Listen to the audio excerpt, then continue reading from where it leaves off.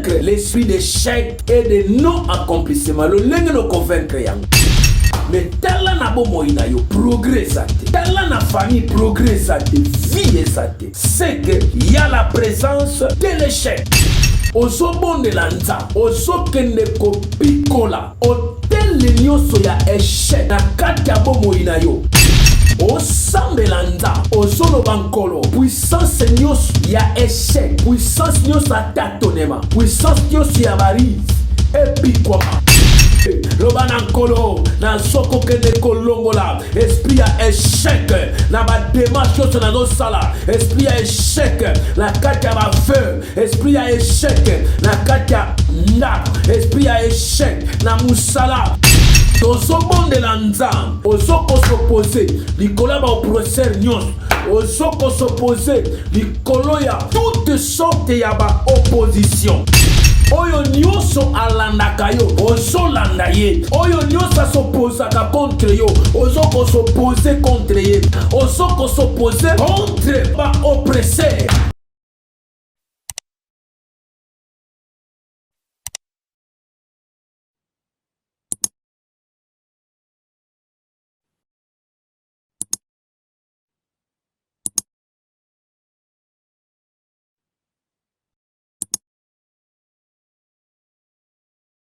Mbote na balandi nyoso ya JM TV, nzambe apambola bino, nzambe a soutenir bino, et que momana biso ya losambo ekoki oyo tobondelaka nzambe. Na pesi mbote na babone nyoso oyo baza ponctuel na kati ya chaîne oyo. Nzambe a soutenir yo, soki oza mutu ya sika, o s'abonner massivement, o partager vidéo, o liker, o komela biso ba amen, nzambe akozanga c'est lui qui prie est capable de tout. Nzambe na lola a permettre biso lisusu tomonana na esika oyo pona lokumu na ye. Nazoko senga na ba abonné nyoso bakolanda biso les 5 premiers abonnés oyo bakolanda losambo oyo pokomela ngai amen pe na prière oyo e kosalama na kotanga bakombo. Les 5 premiers oyo bakolanda biso bokoma amen pe na kokotela bakombo wana mabondeli. Nzambe azwa lokumu. Lelo tolingi tolobela mama na likambo na biso oyo tolingi tobondela ezali comment vaincre les esprits d'échec et non accomplissement. Lenge nini okoki kolonga molimo ya échec pe ya kozanga kokokisa, kozanga ko accomplir bolamu ya nzambe, kozanga ko accomplir promesse ya nzambe, kozanga ko accomplir ve ndenge nini okoki kolonga yango. Voilà pourquoi lelo nzambe asungi biso to lekana lisusu na kokuta na pona lokumu na ye. Deutéronome chapitre 30 verset 19. La Bible dit: j'ai mis devant toi la vie et la mort, la bénédiction et la malédiction. Choisis la vie afin que tu vives toi et ta postérité. Vous n'avez pas le droit de rester dans les péchés, parce que bisika oyo tozali, monde oyo tozanango, bien aimé, ya monde moko ya kwa taba unalobaka, parce que sans le sambo mabe ekokonza, sans le sambo iraime kokonza, sans le sambo réussite ekozala favorablement te nabo moinayo.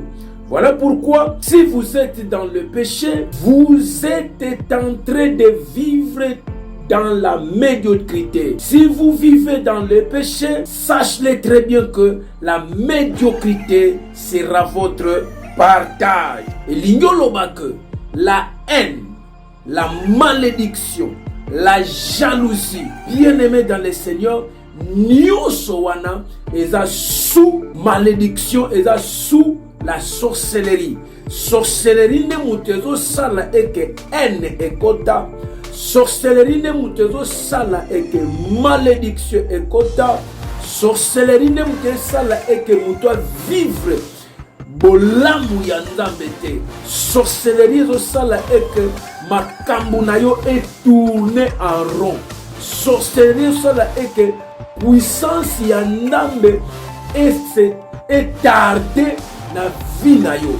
Yangwana olingi tobondela Nzambe. Et la Bible dit, au commencement, Dieu créa une humanité sans péché. Au commencement, na ebandeli Nzambe akelaki mokili sans lisumu moko te ezalaki na mokili. Un monde comparable à un beau jardin, le jardin d'Éden. Genèse chapitre 12 verset 5. Bible soloba ke Nzambe akeli mokili e mokili ya kitoko ya lolenge babengaki na kombo ya jardin d'Éden. Et jardin d'Éden ezalaki sans péché. Jardin d'Éden, directement il créa l'homme à notre image. Premier homme jouissait, le premier homme que Dieu avait créé réjouissait le bonheur. Mutaliboso oyo babengi Adam Nzamba kelaki abandai ko vivre bonheur, abandai ko vivre na kimia, abandai ko vivre sans péché, abandai ko vivre sans instabilité, abandai ko vivre sans haine, abandai ko vivre sans mensonge, abandai ko vivre sans colère, abandai ko vivre sans tiraillement. C'est-à-dire kimia ezalaki na premier homme otobengi Adam Nzambe akelaki. Et abandai ko vivre te na inimitié, mais mukolo désobéissance ekotaki, mukolo nyoka apusanaki pembeni na Ève po aséduire nde lisumu ekotaki, inimitié ekoti, bakomi ko vivre na pasi, malédiction ekoti, instabilité ekoti, désordre ekoti, plan ya diable ya ennemi et se manifester katina bango. Yango na bondela na yo elongo pona ko bebisa oyo etangami force ya molili. Yango na yebisa yo lokola instabilité ekotaki, lokola péché ekotaki, lokola désordre ekotaki. Bien-aimé, comment vaincre les esprits d'échec, de non-accomplissement? Lolenge nino koki kolonga molimo ya échec na molimo ya kozanga accomplissement na vie ya mo. Yana makambo ebele sengeli s'accomplir na vie na yo. Eza na ba projet ebele esengeli s'accomplir. Parmi makambo ekoki s'accomplir na vie na yo, tozomona libala fo s'accomplir, tozomona musala, il faut réussir ya musala ba démarche ebele, mais accomplissement ezate. Il faut ça là bas projet, au voyager, au comme femme d'affaires, mais accomplissement exacté. Yaya, nous allons vaincre l'échec. Et le lot, nous allons démontrer comment vaincre l'échec. Bien aimé dans le Seigneur, la désobéissance d'Adam et ça qui est que Nzambe abenga na bango na jardin d'Éden. Et place wana passe kotaki, place wana échec kotaki, place wana instabilité kotaki, place wana mabe kotaki, malédiction kotaki. Et tout le monde que Nzambe abandi ko maudire bango misatu, a maudire nyoka, a maudire moisi, a maudire ainsi que mobali. Et Mouta komi ko vivre na se ya malédiction. Ne c'est pas meilleur la désobéissance d'Adam au précepte de son créature fit un véritable affront pour notre Dieu qui l'a privé de la prospérité dont il jouissait. Nzambe à cause de la désobéissance a pimeli Adam et Ève et sengo oyazalaki nango. A pimelier privilège azaki nango les sous-souté. Attention bien-aimé dans le Seigneur, okoki kozanga ba privilège mosusu na vie na yo à cause ya désobéissance. Okozanga ba privilège mosusu à cause ya kozanga kotosa maloba ya Nzambe. Alors, il faut rappeler que la force de Dieu est ça likolo na biso. Gloire à l'agneau de Dieu. 1 Corinthiens chapitre 15 verset 21 à 22. Car puisque la mort est venue à travers un homme, c'est aussi à travers un homme qu'est venue la résurrection en Christ. Mais chacun a tout meurt à Adam. De même aussi, tout reviendront en Christ. Lokola lisu ekotaki na nzela ya mutu moko oyo etangami Adam. Esengeli lisekwa pe eye na mutu moko oyo etangami Christ. Lokola yango eyaki na nzela ya Christ, ba oyo nyonso ya liboso bazalaki na se ya Adam bakufaki na lisumu. Oya ye andimeni Christ asekwi na lisumu. Bien-aimé dans le Seigneur, nous voulons prier le Seigneur tozoko détruire. Alléluia. Nous voulons prier le Seigneur pour détruire tout esprit ya manque ya connaissance. Comment vaincre les esprits d'échec et de non-accomplissement? Écoutez, l'échec est un manque de réussite répétitif et sans fin. C'est ça l'échec. Échec ezali manque ya réussite. Échec ezali une défaite et de l'insuccès de nos entreprises. Ba un succès ya ba entreprise, ba un succès ya ba progrès, ba un succès ya manque d'avancement. Succès ekoyate yangwana ba bengi échec. Notre vie de famille, notre santé, de nos accomplissements se voit par des projets entamés. Ba vie na biso, santé na biso, et monanaka na vie ya progrès. Na tango so progresser ndezo komoni. Mais tala na bomo ina yo progrès. Tala na famille progresse à tes vies, c'est que il y a la présence de l'échec. Comment vaincre l'esprit d'échec et de non-accomplissement? Le lingue nous convaincre. Il y a liboso la vraie repentance. Il faut se repentir de nos péchés, les nommer, les avouer et décider de les délaisser en demandant l'aide de Dieu. Senga aide pa inandam. La vraie repentance. Yangwane kosala eke okoka kolonga échec. Yamibale, la délivrance. Tu dois chercher ta délivrance. Cela consiste d'abord à passer par une délivrance profonde de la malédiction héréditaire. Et sengake, on les cana délivrance moko, ya ma possession, délivrance moko profonde, ya malédiction héréditaire. Surtout l'équipe de délivrance, tu verras la gloire de Dieu. Troisièmement, comment vaincre l'échec dans ta vie? Troisièmement, demeurer dans l'alliance et mener une vie de sanctification.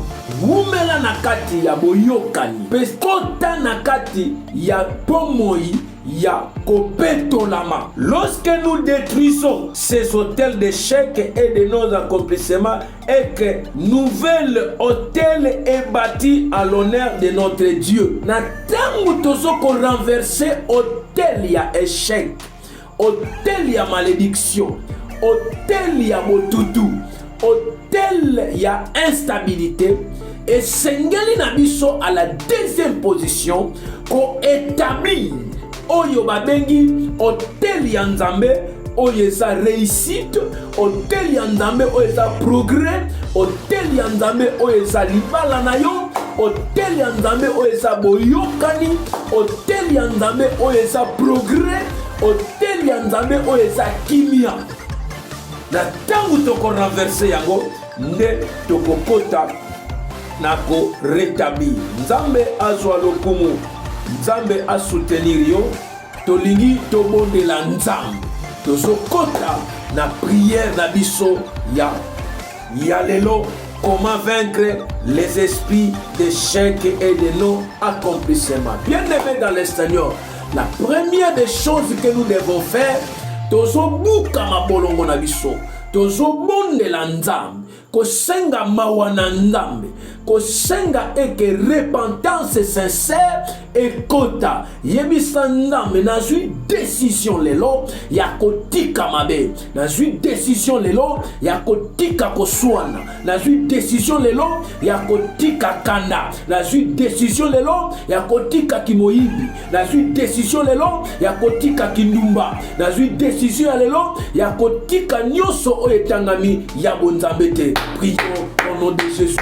Père éternel, nazo soit décision. Et pas na yo sa, kosenga mawana yo kolo. Et les canako sembolama, mawana le comparable Dieu.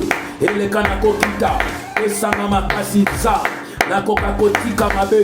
La Bible déclare, si vos péchés sont rouges comme la carlate, moi que je la rendrai plus blanche que la neige. Voilà pourquoi nangonga oyo sa, nazo senga mawana yo sa, et les canako sembolama. Na mabenyo sokolo na salaki na nzela lokuta na nzela ya haine na nzela ya jalousie na nzela ya division. Père éternel mawana yo sa elekana kosembolama. Père de gloire pesa moko na moko makasi Yahweh yakotika mabe pe kolanda nzela na yo Yoshua Amashia, yo oyo telemaka, yo oyo talisaka bilembo. Alléluia, c'est kantorobo. Ikantu eriko sata, ekaya manabo saka. La sengi epai na yo za, puissance ya makina na Yesu Kristo. Ele kana kopeto la lolemo na ngai. Ele kana kopeto la corps ak esprit na ngai. Ele kana kopeto la vie na ngai. Bisika yo sonza, oyo na zwama kipe. Akira na yo kolo, ele kana kosembolama na kombo na Yesu Kristo. Oyazali kolo pe mobikisi. Bien aimé dans le Seigneur. La deuxième des choses, et ça est que tokota na prière ya délivrance. Tozo ça la auto-délivrance. Auto-délivrance lingoloba. Nazo komi délivrer na nunga moko. Ozo bonde lanza. Ozo kende kopikola. Otel nyoso ya échec. Na kati ya bomo inayo. Osambe lanza. Ozo lobankolo. Puissance nyoso ya échec. Puissance nyoso atatonema. Puissance nyoso ya bari. Epikwama. Au nom de Jésus. To bonde litambe. Alléluia. Père éternel. Nazo bonde la yokolo. Nazo kende kopikola. Esprit nyoso ya échec. Nazo kende kopikola. Esprit nyoso ya rétrograde. Nazo kende ko désinstaller. Ba esprit nyoso kolo. Ezangisa kanga kilia. Na kombo na Yesu Mashia. Ezangisa ko kilia. Epikwama. Au nom de Jésus-Christ. Oye permetaka yo to avancer. Oye permetaka yo to pousse na liboso. Nzambe ya ngolu. Nazo bonde la Yesu Mashia. Tika bokonzi na yo. Ele kana kotalisama. Tika grâce na yo. Ele kana ko se manifester. Puissama au Dieu de grâce. Soki yo te bokonzi. Na monite na limo susu. Nazo briser. Ba alliance nyo. Nazo briser. Force Dieu sa d'incompréhension. Nazo briser. Force Dieu sa kozanga musala. Nazo renverser. Ba hôtel nyo son sa. Oye so pour empêcher avancement à bana na yo. Au nom de Jésus-Christ. Nazo pour renverser. Ba hôtel nyo son sa. Ya manque à libala. Père de gloire. Ya manque à kobota. Dieu mon alliance. Na kata via moko na moko. Yahweh telema. Yahweh telema. Yahweh telema. Ekantolobo. Ibona kose. Bekantu eliko sata. Gloire à l'agneau de Dieu. Nazo bele la yonsa. Nazo paralysé. Force de Samoïni. Nazo paralysé. Esprit de son sang. Y'a échec familial. Y'a échec à ma bala. Y'a échec perte de gloire. Y'a ma feu. Ma projet à ma te réussite. Zamba bilebo. Ye kamana bosse. Bonde lanzambe. Lobanankolo. Nazo kende kolongola. Esprit à échec. Na ma démarche yo na zo sala. Esprit à échec. La carte à ma feu. Esprit à échec. La carte à nak. Esprit à échec. Na musala. Esprit à échec. Na bata na esprit à échec na musala. Esprit à échec na ma projet. Esprit à échec et quoi la communauté masia naï joa na ko échoué lobananza o ko échoué tanga kombo na yo lobananza que oko échoué na ma affaire na yo oko échoué na ma projet na yo okoeshue te na libala na yo okoeshue te na kombo na Yesu Masiya nzamba bilembo oya telemaka nzamba bilembo oya fongolaka esheke nzamba elongwa na longoli eshek na bana na yo na longoli eshek na baklase na longoli eshek na kati ya baétudiant na longoli eshek na kati ya baélève na longoli eshek na kati ya batravailleur na longoli eshek na kati ya Père éternel yaba progrès na longoli eshek na vie ya moko na moko dans le nom puissant de Jésus-Christ de Nazareth. Tozobondela nzambe ozoko s'opposer likolo ba oppresseur nyonso ozoko s'opposer likolo ya toutes sortes ya ba opposition ozoko poursuivre toute poursuivant oyo nyonso alandaka yo ozolanda ye oyo nyonso s'opposaka contre yo ozoko s'opposer contre ye oyo nyonso ozoko s'opposer contre ba oppresseur ozobondela nzambe. Père éternel, je m'oppose à toute opposant, Père éternel, à toute opposition nyonso ça, à domaine à liba, opposition nyonso ça, na kati ya ministère, opposition nyonso ça, na kati ya ba démarche nyonso ça, nazoko s'opposer contre ba opposition nyonso, na domaine ya ba projet, nazoko s'opposer contre ba opposition nyonso, na kati ya ba ndoto na ya mabe, nazoko s'opposer contre ba opposition nyonso ya échec, ba oyo bazoluka o échouer, ba oyo bazoluka échouer na ba classe, ba oyo bazoluka o échouer na ba faire, ba oyo bazoluka o échouer na ba démarche d'osal, nazoko s'opposer contre bango, nazoko poursuivre, ba poursuivre nyonso, ba poursuivre nyonso, bazoko poursuivre yo na bilanga, nazoko poursuivre yo na musala, ba démon ya poursuite, là où ça, nazoko briser, alléluia, ba oyo bazoko poursuivre yo, okota na échec, ba oyo bazoko poursuivre yo, o malate, ba oyo bazoko poursuivre yo, o réussir te, nzambe yangolu, nazo sambela, dans le nom de Jésus, bazala briser, bazala désinstaller, le nom puissant de Jésus-Christ de Nazareth. Nzambe apambola yo, tozobondela nzambe, tout fabricant de joug, levez-vous, portez votre joug et mourrez. Alléluia. Ba oyo nyonso bazokotisa mabe kati na yo. Ba oyo nyonso bazokotisa instabilité kati bango. Ozobondela nzambe. Bango moko bamema instabilité na bango. Bango moko bamema ba échec na bango. Bango moko bamema maladie na bango. Bango moko bamema bondoki na bango. Bamema balie na bango. Bamema échec na bango. Dans le nom de Jésus, alléluia. Père éternel, tout fabricant de maladies, bamema maladie na bango. Tout fabricant yaba échec, bamema échec na bango. Tout fabricant, Père éternel, yaba péché, bamema péché na bango. Tout fabricant yaba meurtre, bamema meurtre na bango. Na kombo Yesu Masiya, nzambe na bilembo, oya telemaka, oya soutenaka, ba fabricant nyonso za, ba fabricaka ba échec, bamema échec na bango. Ba fabricant nyonso, ba fabricaka za, stérilité, bamema stérilité na bango.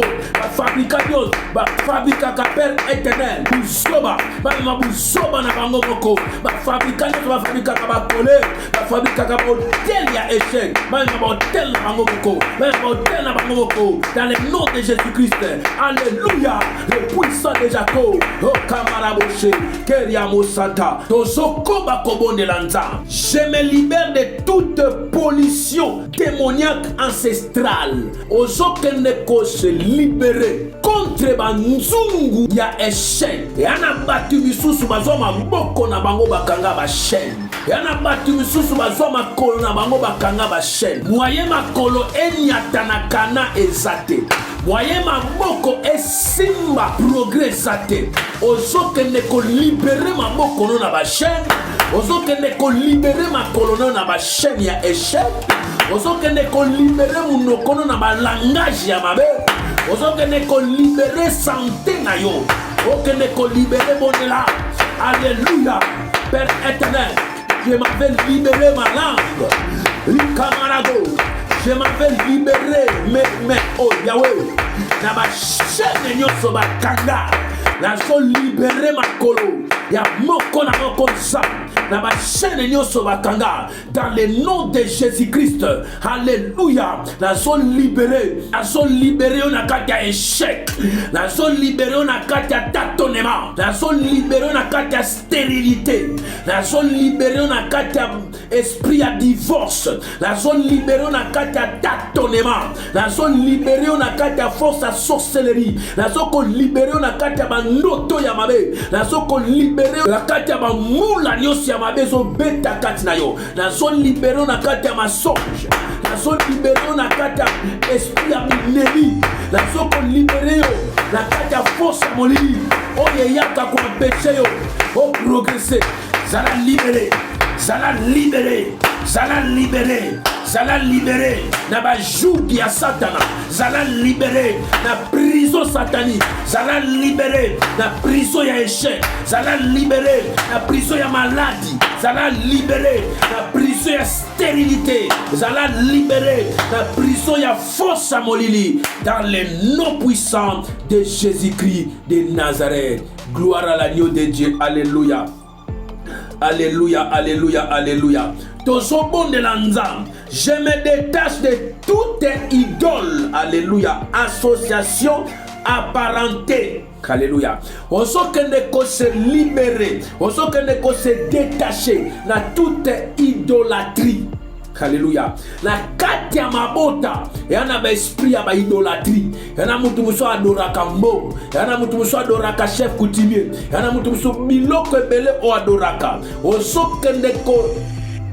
Ozokende ko se détacher na ba association ya mosoloka, na ba association ya sorcellerie, na ba association ya malien, na ba association nyonso ya mabe na vie na yo, na ba association ya échec, ba konto na ba association ya échec pour échouer, ba konto na ba association ya sorcellerie ya malien, ya ba hôtel familial, dans son bilisa yo, nazo ko longola yo, nazo ko relâcher yo, na kati ya association yo, na kombo na Yesu Masia, rekantoroboche, bikantamana, zala détaché na ba association ya sorcellerie, zala détaché na ba association ya bato ba botakate, nazo ko détaché yo, na kati ya association ya mamiyibi, nazo ko détaché vina yo, na kati ya association ya bandumba, nazo ko détaché vina yo, na kati ya association bato ba eshuwaka, nazo ko détaché yo, na kati ya association ya bato batatonaka na vie, au nom puissant de Jésus-Christ, na bato ba eshuwaka, zala détaché au nom de Jésus-Christ. Tobon de l'andam. Chaque attaque satanique contre ma vie dans mes rêves soit convertie en victoire. Au sang de l'Anzambe, que chaque attaque satanique na vie na yo contre vie na yo et bon na victoire. Et l'igolo ba échec et bon na victoire. Maladie et bon na guérison. Alléluia.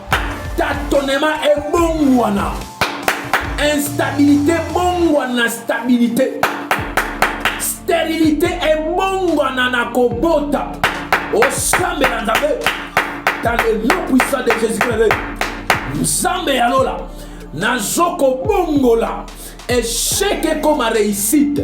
Nazoko bongola. Rekantorobo shaka. Rekamana. Maladie bongwane comme guérison. Stérilité bongwane et comme kobota. Rekamana balago. Iroba manque à conservation. Elongwa na vie na yo. Tâtonnement elongwa. Nazobongola. Nazobongola buzoba. Et comme ma yele. Nazobongola.